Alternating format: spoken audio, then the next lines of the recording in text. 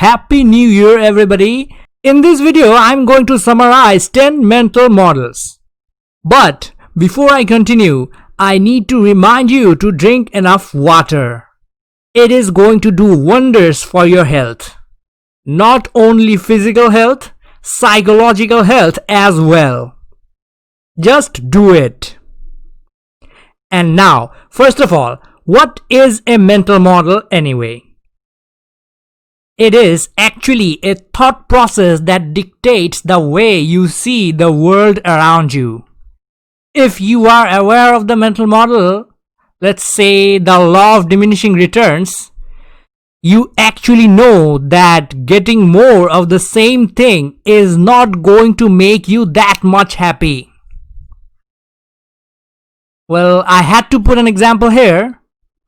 But don't worry, I will talk about the law of diminishing returns in a minute. A mental model is going to affect how you are going to see the entire world. Now let's continue. First of all, let's talk about the why model. If you know why you are doing something, anything, you can perform at a much better standard than the person that is just doing it for the sake of doing it. A lot of people complain about the job they have. You might not be that much passionate in working for whatever company you are working in. But if you figure out exactly why you are working there, it can be for money, can be for affording things, not luxury, can be for supporting your family, whatever it is. If you know why you are working there, you are likely to stick to your work and perform better. One of the best moments from Simpsons is the scene where Homer has to go back to work at the soul-crushing job under Mr. Burns, and his new room has the writing, "Remember, you are stuck here forever," and Homer puts up a picture of Maggie and makes the sentence to be, "Do it for her." Yeah, I'm not going to put any clips from Simpsons in here. Now, if you know why you are doing something, you can get that extra bit of motivation. But the problem can be, the first answer to the question why can sometimes be a little shallow and not that strong enough to give you the extreme level of motivation that you need to have to do whatever you are going to be doing. And that is where our next mental model comes in. That is the 5 why mental model. The main idea here is asking the question why 5 different times to get to the core. It might be complete before that, might need more than 5 questions, but keep asking until you get to the core. Even if you think you are done before 5, try going to 5. You might be surprised. So, ask yourself, why are you working at the place you are working? If the answer is money, ask yourself, what are you going to do with the money? Supporting my family? Why do I have to? Because I love them? Or they are helpless without me? Or it can be, why are you doing this job? Because I love doing this job. That can be sufficient. You can ask, why do you love the job? But that just goes into the technicality and that will not help you motivate yourself any further. Now, the next mental model is about the law of diminishing returns. I told you I'm going to talk about it in a minute, and here I am. The main idea here being, more does not mean merrier. Well, technically more does mean merrier, but the merriness does not increase the same way. Well, one single example is enough here. You are thirsty. You find an infinite number of water bottles. You drink the first bottle. It will feel heavenly. You drink a second bottle of water. It will still be good. A third bottle, it's alright. A fourth bottle, well, what are you even doing? If you drink the fourth bottle, you're not going to feel the same amount of satisfaction you felt at the first bottle. If you go on for a fifth bottle, well, at that point you're just overdoing it.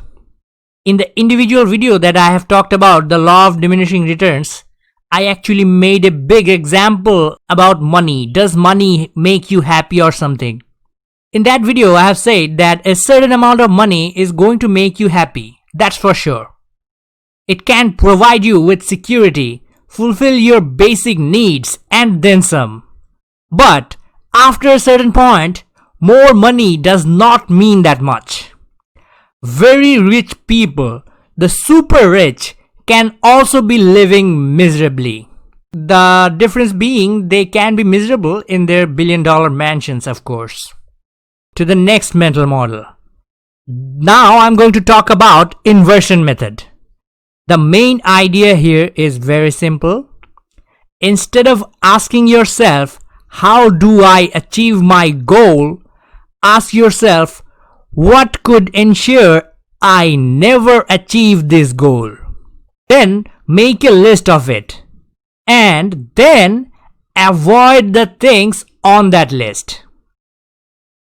So, if you want to get an A on a specific course, write down the things you need to do to make sure you never get that grade.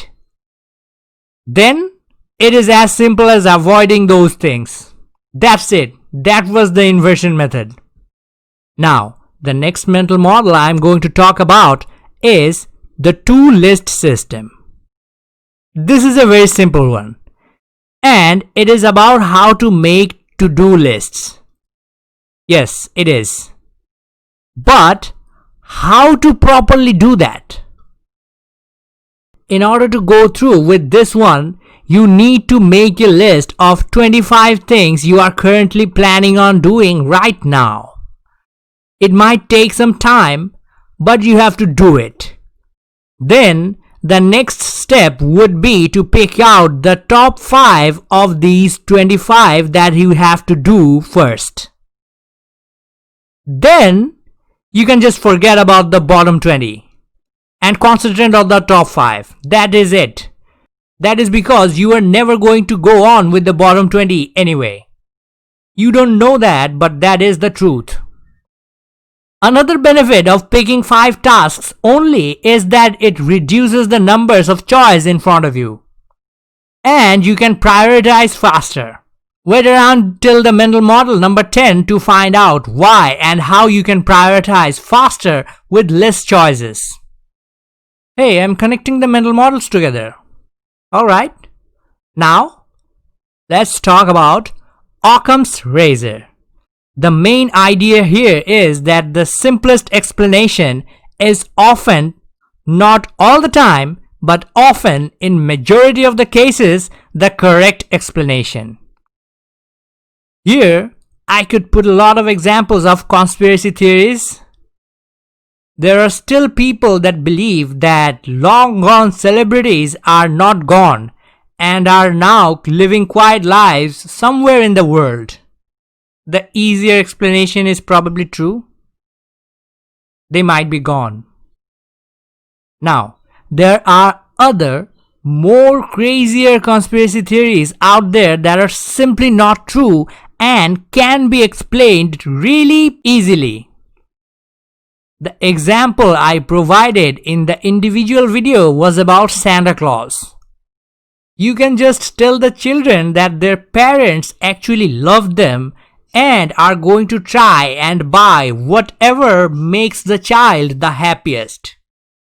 Instead of telling them that a fat man has a flying reindeer-powered sledge that goes on to all the children all over the world and provides them with gifts. I have some problem with this Santa Claus theory. Sorry about that. Now, another example can be, Andrew has failed his math exam. You can say that he did not study properly for the exam.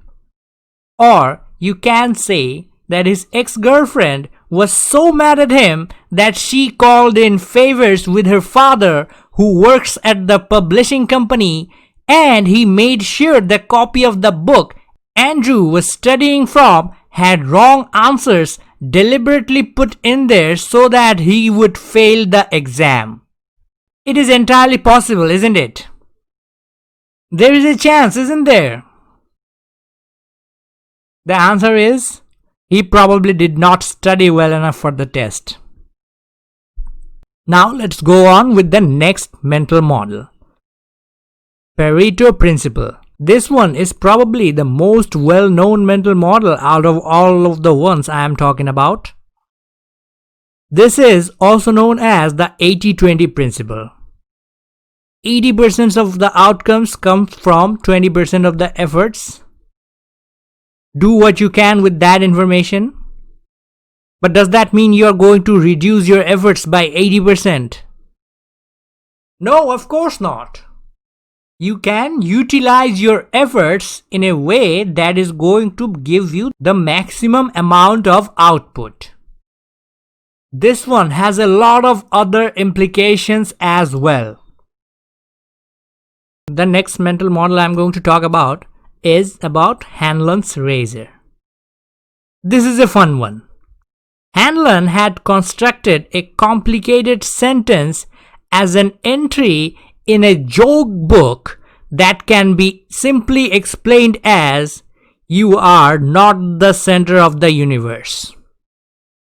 The main idea behind this mental model is that people are not often out there to get you. They are often just stupid. And on their way of life, they might end up hurting you or your feelings. That's it. That was a really short one. The next mental model is going to be the best mental model for learning. And that is the Feynman Technique. Teach it to a child. Simplify the topics so much that a child can understand it. However complicated a topic you are trying to learn, study it first, then write it down as simply as possible. The chances are that it is not going to be a perfect explanation a literal child can understand. So, you might need to study a little more and then simplify it to the point a child can understand the topic. I have reached the last one, and the last one I am going to talk about now is Hick's law. The main idea here is that the more choice you have in front of you, the more time it will take for you to make a decision. That's it. What can you do with this information? Well, it is mostly used in interface design. It explains that putting up all of the offerings you have in front of your customers on the front page of a website is not going to be ideal. You have to keep the interface simple. But you can try to utilize it on your daily life as well. If you just use the to-list system, you don't even know that you are actually utilizing Hick's law over there as well. Try to reduce the number of choices you have in the sectors of your life that are not likely to have that much impact on your quality of life. The most famous example being that rich people only wearing similar clothing to reduce the time they need to get ready for the day. You don't need to have multiple sets of perfumes for using. Just pick one that suits you and stay with it. On another hand, don't use perfumes at all. Just shower regularly. Showering will keep you clean and you are not going to smell that bad. That would be it for the 10 mental models. I hope you understand the core concepts of them. If you want to know more about them, I will leave a link of the playlist in the description section below. Now, I have a Patreon account. you can support me over there. But if you don't like the channel enough to literally give me money on Patreon, but still like it a little bit, you can like the video, share the video, subscribe to the channel, comment something nice down there on the comment section. And of course, if you have any questions regarding whatever I have just said in this video, you can comment below. I might make a separate community post to explain any question you have in the comment section, if the question can be explained over text. I've been talking too much, I guess. Anyway, bonus for today is Spanish. La puerta means door and la ventana means window. La puerta, la ventana. Another short bonus section. How about it? Now, thank you so much for watching if you are still watching. And if you're not watching, then you wouldn't know if I thanked you for watching or not, would you? Anyway, this is the official end of this video. I really hope you have learned something new today.